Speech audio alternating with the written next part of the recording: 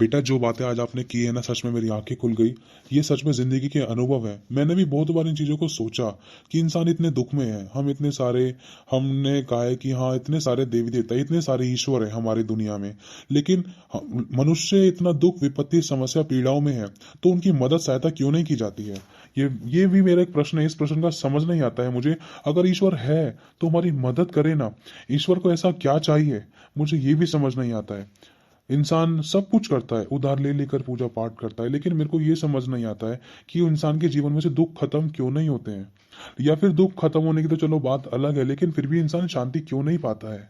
इंसान, आज मैंने कई सारे ऐसे लोगों को भी देखा है, कई सारे फिल्म स्टार्स भी थे जिनके पास बहुत पैसा था, कि एक अभी कुछ टाइम पहले ही कोई गुजरा है, 50 साल, 40-50 साल की आसपास की उम्र थी उनकी, उनको कैंसर था, उनको पैसा उनको नहीं बचा पाया। और अभी सुशांत सिंह राजपूत ने भी अब फांसी लगाकर जान दे दी। क्या फायदा उस धन का जिसके पास शांति नहीं है?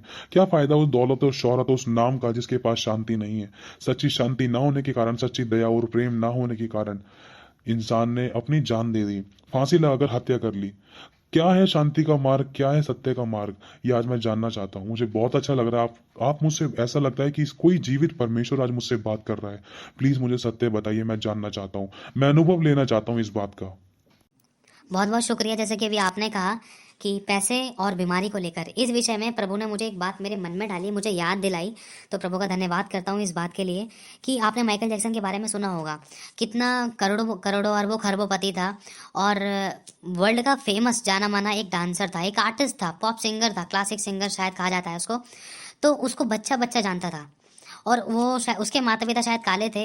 अब पता नहीं ये बात सही है या गलत है, लेकिन जितना मैं जानता हूँ उतना बताने की आपको कोशिश करता हूँ कि उसके पास पैसा इतना था कि उसके घर में बेस्ट से बेस्ट डॉक्टर थे, बेस्ट से बेस्ट सिक्योरिटीज थी उसके पास।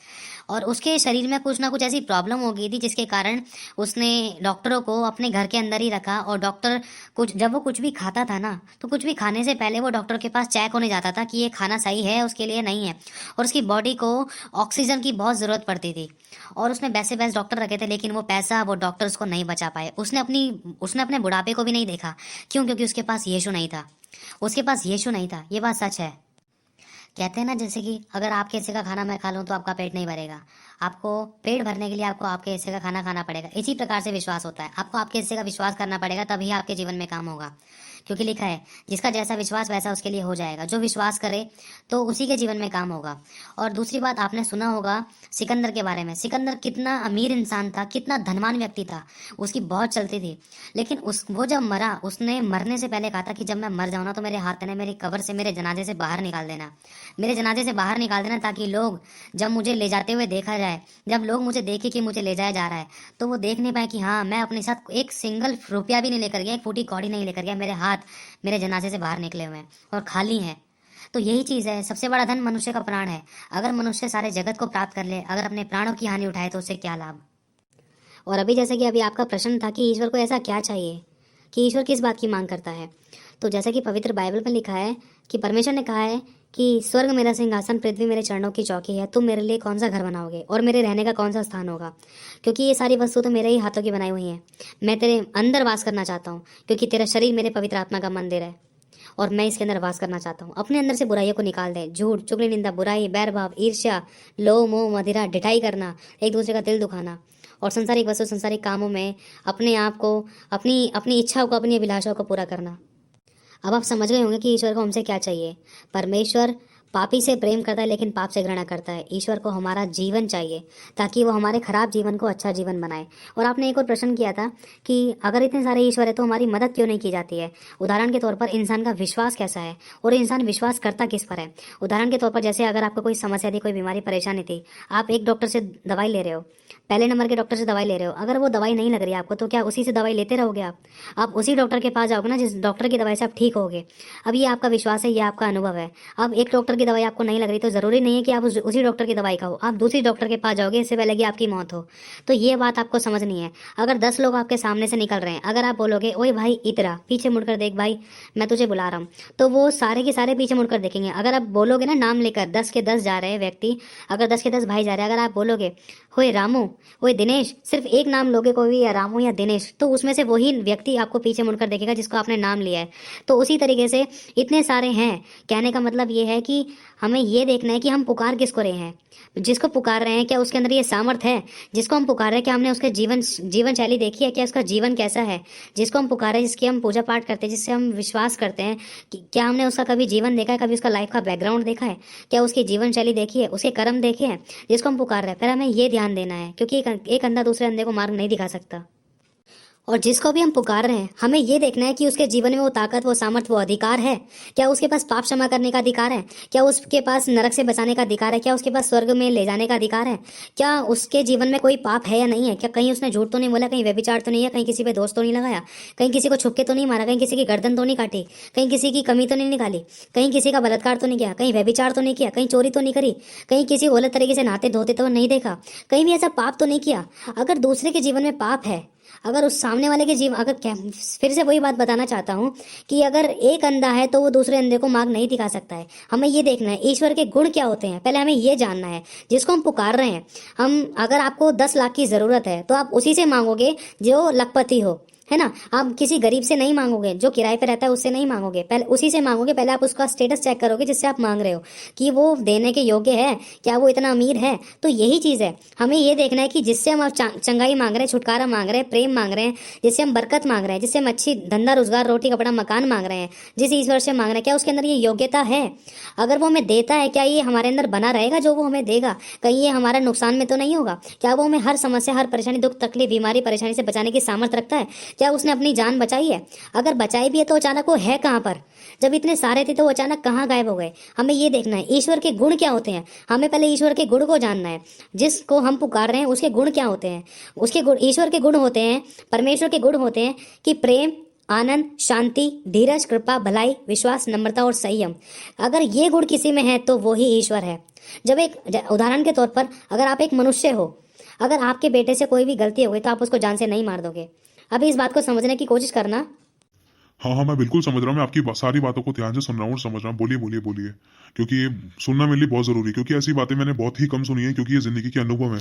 जो बातें आप बता रहे हो, ये बातें मैंने अपने जीवन में भी बहुत सारी अनुभव की हैं। ये बातें, कुछ कुछ बुराइयां, कुछ पाप मेरे भी जीवन में है, जो मैंने शायद दूसरों को नहीं बताए, जो मैं अंदर खुद ही जानता हूँ, जो सिर्फ मैं और जो, अगर कोई सच्चा परमेश्वर है तो वो जानता है। हम दोनों के सिवा कोई नहीं जानता है, एक मेरे सिवा और एक वो सच्चा परमेश्वर जो है उसके सिवा कोई नहीं जानता कि मेरे अंदर क्या पाप है। जब आप सत्य का प्रचार कर रहे हो, जब आप सच के बारे में बता रहे हो, तो मेरे को मेरा पाप स्मरण होता है। आप रुकिए मत, आप बोलते जाइए। मुझे जानना है कि सत्य क्या है। मैं अंधकार में नहीं जीना चाहता। हाँ, तो मैं आपसे ये कहना चाहता हूँ, उदाहरण के तौर पर जैसे आप और आपका बेटा है, आपके बेटे से कोई गलती हो गई, या आपके बेटे ने चोरी कर लिया, किसी का दिल दुखा दिया, किसी को बहुत मारा, इतना मारा कि शायद उसकी जान चली गई, या कुछ ऐसा गलत काम कर दिया, कोई भी ऐसा गलत काम कर दिया जो बहुत बड़ा पाप था। तो एक बात आप मुझे बताइए, वो आपका बेटा है, ठीक है, तो अगर आपके बेटे से ऐसी गलती हुई है तो क्या आप उसको जान से मार दोगे? सच बताने, एक बार अपने सीने पर हाथ रखकर कहना इस बात को, क्या आप अपने बेटे को जान से मार दोगे, या आप उसको सिर्फ डांट लगाओगे, या आप उसको कुछ टाइम के लिए बात नहीं करोगे, या कुछ भी ऐसा करोगे लेकिन जान से नहीं मारोगे? एक बार इस बात को सोच कर देखो, आप मुझे बताओ, हाँ या ना, जान से मार दोगे या नहीं मारोगे? चाहे उसे कितना ही बड़ा पाप हो, कितनी बड़ी गलती हुई हो। नहीं बेटा, मैं बिल्कुल जान से नहीं मारूंगा। क्यों? क्योंकि वो मेरी संतान है, मेरा बेटा है। मैं उसको बहुत पिटाई कर लूंगा, और मैं उसको चाहे भले ही जेल में बंद करा दूं, चाहे मैं उसको किसी कमरे में बंद कर दूं, चाहे मैं उसको रोटी खाना, कपड़ा मकान कुछ ना दूं, लेकिन मैं उसको जान से नहीं मारूंगा।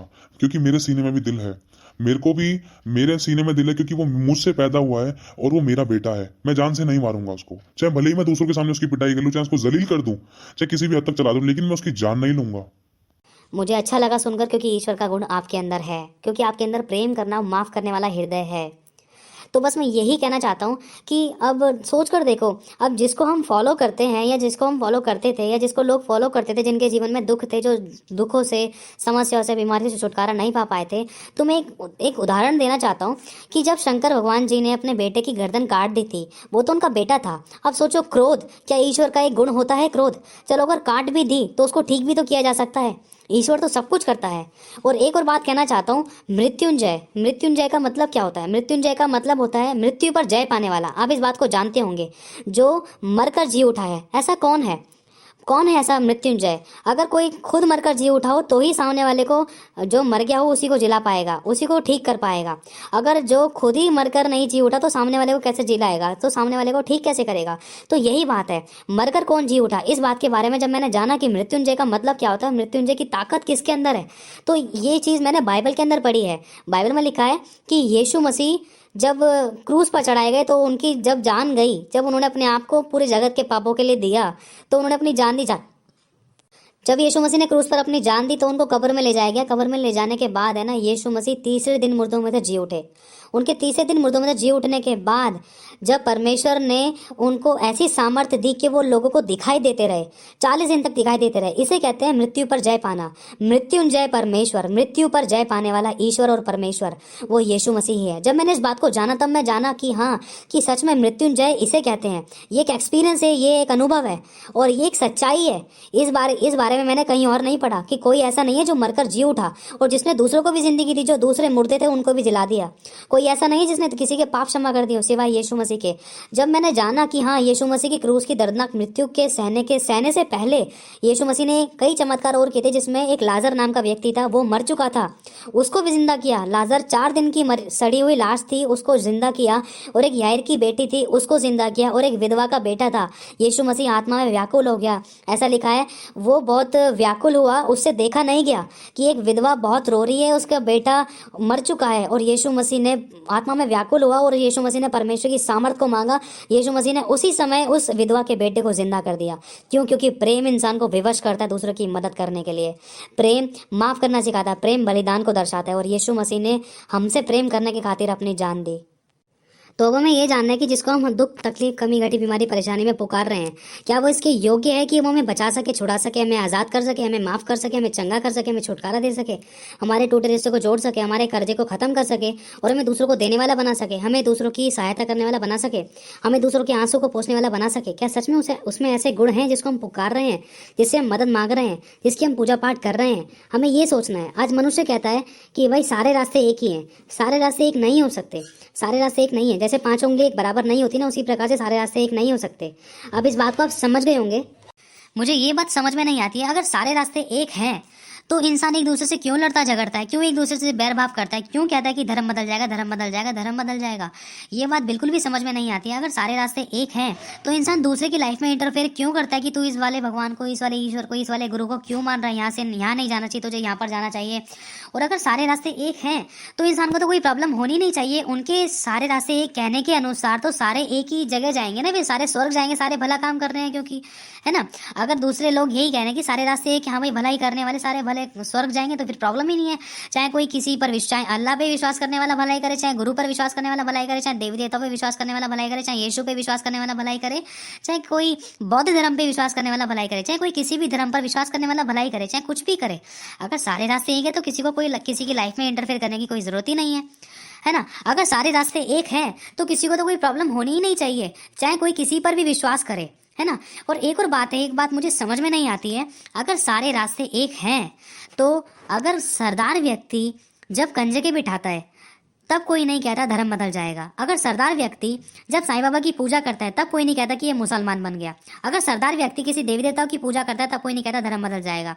अगर कोई हिंदू व्यक्ति अगर किसी पीर जाता है, किसी पीर बाबा के जाता है या किसी देवी देवताओं के मंदिर में जाता है, क्या या भगवान राम के, भगवान शंकर भगवान जी के, किसी भगवान देवी देवताओं के मंदिरों में जाता है, तो लोग क्या कहते हैं, तब क्यों नहीं कहते कि धर्म बदल जाएगा? अगर कोई भी कौम का व्यक्ति जो अपने दुख, तकलीफ, कमी, घटी, बीमारी, परेशानी से जूझ रहा हो, जो अपने एड़ी से लेकर चोटी तक का जोर लगा चुका हो अपने जीवन को सुधारने में और अच्छी भली जिंदगी को पाने के लिए, लेकिन नहीं पा पाया हो, अगर वो यीशु मसीह के पास आता है, चाहे वो कोई भी कौम का व्यक्ति हो, तो लोग क्यों कहते हैं कि धर्म बदल जाएगा?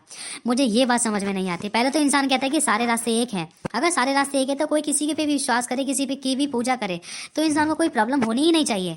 अगर सारे रास्ते एक हैं तो इंसान वहीं जाएगा जहां पर इंसान को शांति है। अगर एक डॉक्टर की दवाई नहीं लग रही तो इंसान दूसरे डॉक्टर की दवाई जरूर खाएगा। अगर सब रास्ते एक ही हैं तो मैं एक बात और कहना चाहता हूँ, क्योंकि मुझे ये बात अच्छे तरीके से समझ में नहीं आई है। अगर सब रास्ते एक हैं तो अगर कोई सरदार व्यक्ति है तो वो मंगलवार को, हिंदुओं के मंगलवार का एक विश्वास क्यों करता है? वो अपने गुरु ग्रंथ साहिब पे भी तो विश्वास करता है। मुझे ये वाली बात समझ में नहीं आती कि वो मंगलवार को चिकन खाने से इनकार क्यों करता है। और दूसरी बात, एक मुसलमान व्यक्ति जब वो अपने कुरान को पढ़ता है तो फिर वो मंगलवार को बाल काटने से इनकार क्यों करता है। और तीसरी बात, अगर इंसान ये सब चीजें करता भी है तो अपनी बुराई का उपवास क्यों नहीं करता है? एक तरफ कहता है कि मैं चिकन नहीं खाऊंगा, लेकिन इंसान कहता है दूसरी तरफ चल भाई शराब पीने चलते हैं, दारू पी सकते हैं, बियर पी सकते हैं, गाली गलौज कर सकते हैं, झूठ बोल सकते हैं, गलत और गंदे काम कर सकते हैं, किसी का दिल दुखा सकते हैं, और इंसान गलत और गंदी फोटोज देखता है, वीडियोज देखता है। जिस दिन इंसान इंसान उपवास रखता है, क्या उस दिन इंसान झूठ नहीं बोलता है? क्या उस दिन इंसान किसी का दिल नहीं दुखाता? क्या उस दिन इंसान चोरी नहीं करता है? जिस दिन इंसान परकम्माएं लगाता है, अपने भगवानों के पास, ईश्वरों के पास जाता है, अपने परमेश्वरों के पास जाता है, अपने खुदाओं के पास जाता है, तो क्या उस दिन इंसान से पाप नहीं होते हैं? यह हमें सोचना है। एक हमें बुराई का उपवास रखना है कि हाँ भाई ये बुराई मेरे अंदर है, मैं झूठ बोलता हूँ तो मुझे बुराई का उपवास रखना है कि मैं आज के दिन बुराई नहीं करूंगा। ये नहीं कि मैं कुछ रीति रिवाजों को निभा लूं, लेकिन अपने अंदर बुराई को बनाए रखूं और उस बुराई को प्रकट करूं। तो ये हमारे गुणों से प्रकट होता है कि हम किसको फॉलो करते हैं। बेटा सच में आज इतनी सारी बातें सुनकर मेरी तो आंखें खुल गई। मैं और सत्य की गहराई में जाना चाहता हूँ, मुझे और सत्य जानना है, क्योंकि मेरी इतनी उम्र हो गई है, मैंने इतनी उम्र में सत्य को नहीं जाना, लेकिन आपने इतनी छोटी सी उम्र में इतना सब कुछ जान लिया।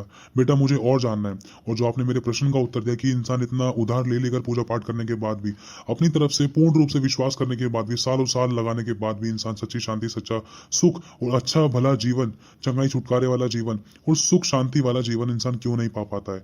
पहली बात ये मनुष्य का चुनाव होता है, और दूसरी बात इंसान किसको फॉलो कर रहा है। इंसान इस बारे में जांच पड़ताल और इस बारे में कोई पूरी तरीके से निगरानी नहीं करता है। इंसान बिना देखे किसी पर भी विश्वास ले आता है, बिना सोचे समझे किसी पर भी विश्वास करने लगता है, बिना सोचे समझे इंसान किसी के दिखाए हुए रास्ते पर चलता है, लेकिन कभी अनुभव नहीं लेता, ना ही किसी दूसरे के अनुभव से सीखता। लेकिन सच में आप बच्चे बहुत खुशनसीब हो कि आपने बहुत बूढ़े बुजुर्गों के और आपने दूसरे लोगों के अनुभवों से आपने सीख लिया। जैसे दूसरे लोगों ने ठोकर खाई, 10-10 साल में, 4-4 साल, 5-5 साल, 8-8, 30-30, 20-20 साल में जो लोग सीखे, वो आपने सिर्फ पल भर में सीख लिया, दूसरों की बातों को जानकर, दूसरों के आंसू को देखकर, दूसरों के अनुभवों को सीखकर, समझकर, सुनकर। सच में जिस ईश्वर की आप उपासना करते हो, वो ईश्वर आपको बहुत बड़ा है और वो परमेश्वर आपको बहुत आशीष दे। और मैं और भी बहुत कुछ जानना चाहता हूँ, मुझे जरूर बताइए।